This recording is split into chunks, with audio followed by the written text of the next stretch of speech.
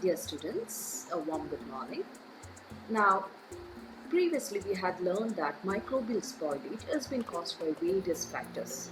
It can be due to the presence of various physical agents, or it can be due to the presence of certain chemical factors, or it might be due to the presence of certain microbes.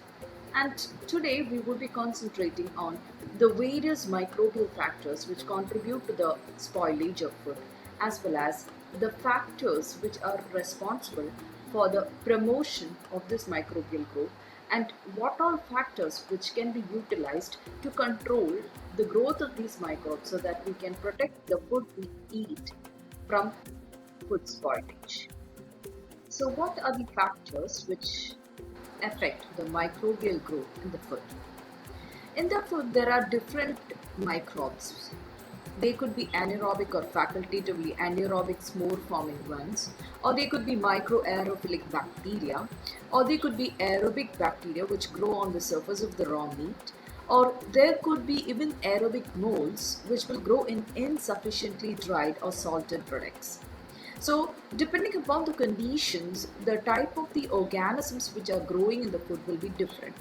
In the case of anaerobic and facultatively anaerobic spore formers, you mainly find them in the canned food. And the microaerophilic bacteria, they are mainly found in the low oxygen tension packed regions, such as in the vacuum packed foods. And the aerobic bacteria, they grow on the surface of the raw meat.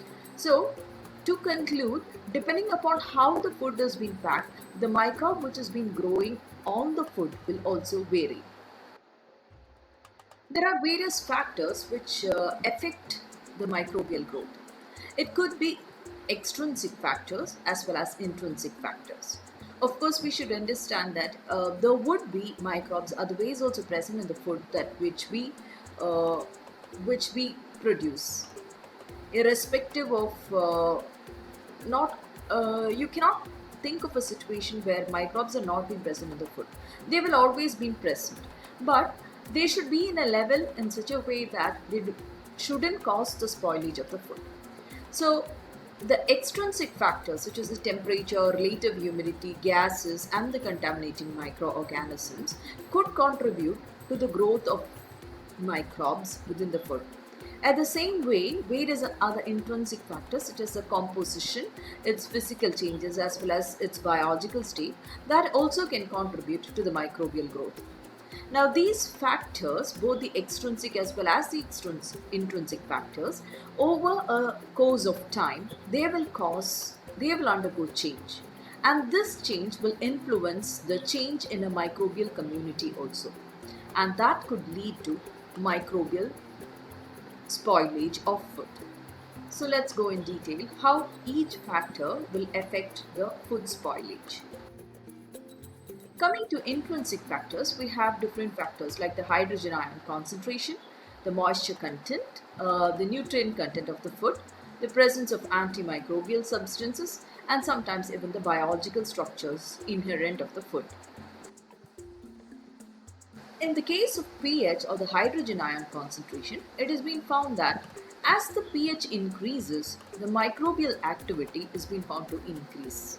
That is, the increase in pH promotes the growth of the bacteria as well as the microbes, and the decrease in the pH reduces the microbial activity.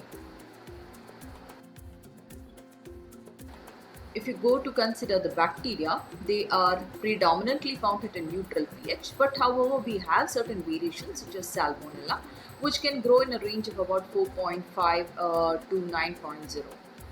In the case of yeast, the fermentative yeasts will grow at the pH of 4 to 4.5 pH, and uh, but you can also find certain film of yeast in the presence of acidic foods such as the pickles and sauerkraut. What is sauerkraut? Sauerkraut is a fermented cabbage product. And malts, they grow at a wide range of pH. What is the difference between malt and yeast? I guess you know it.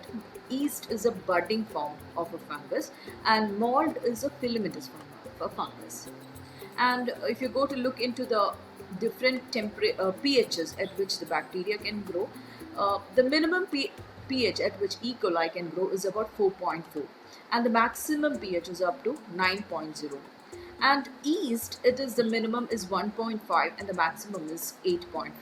So by choosing a pH below, like, which is not optimum for it, we can control the bacteria or the microbial growth in the food.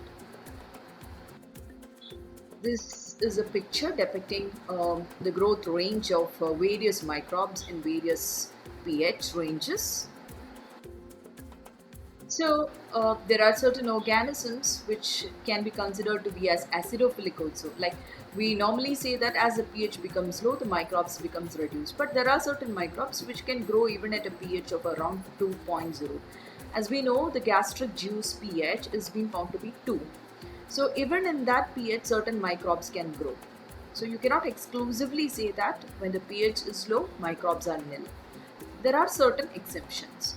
And yeast and malts, they also can grow under acidic conditions. Normally, alkaline conditions have been preferred by certain organisms such as Vibrio cholera.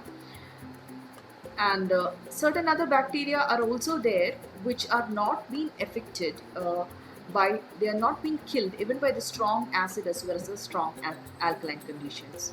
That mainly includes mycobacteria.